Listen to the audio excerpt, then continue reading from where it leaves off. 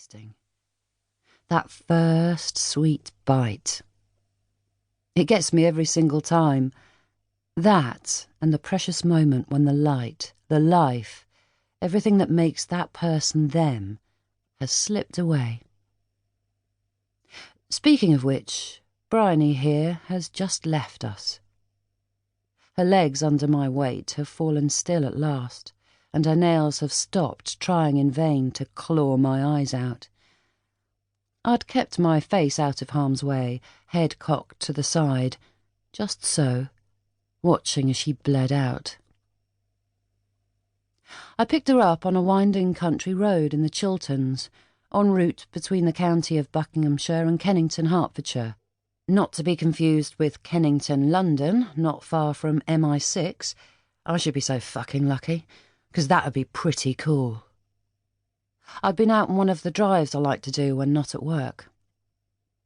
I can literally just drive for miles with no real destination in mind, just enjoying where the roads take me.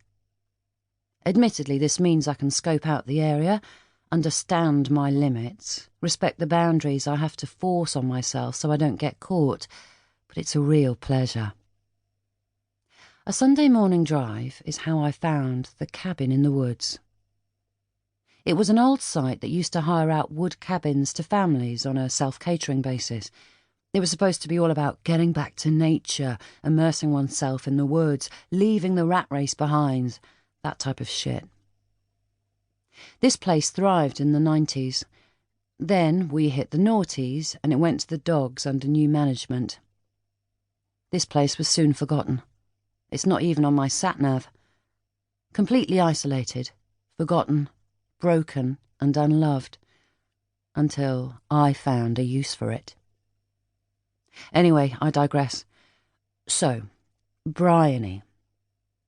She said she'd had her thumb stuck out for about 30 minutes before I stopped at the side of the road. When she lowered her head to give me the once-over, her eyes did show a flicker of recognition. I did the same. I was pretty sure I'd seen her somewhere before. "Where you heading?" I'd asked. "Anywhere but here," she'd replied breezily, not seeing me as a threat. I asked her what she meant. She told me she'd had enough of her mother's new boyfriend and was running away. Then she dropped her rucksack on the back seat of the car and climbed in beside me. Just like that. "Come into my parlour," said the spider to the fly. I admit my smile was beaming, ear to ear.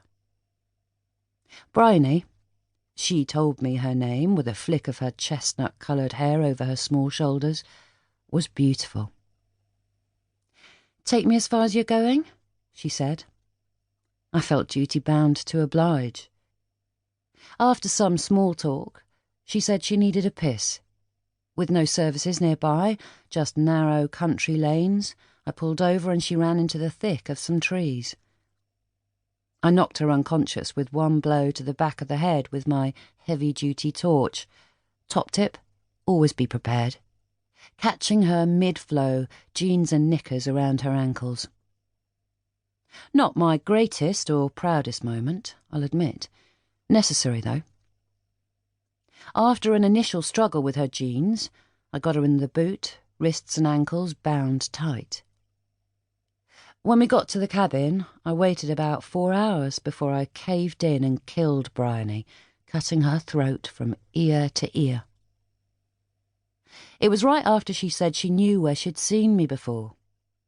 She had sealed her own fate right at that moment because, just before that, I'd been in two minds about whether to let her go or not. She was a runaway, and I can relate to that and the reasons why she was doing it. We had found some common ground, but then she went and ruined it for herself. I still don't quite understand what she had been saying to me. Places she said she'd seen me, but she was scared shitless. I doubt many people make much sense when they've reached the limits of trying to control such obvious fear.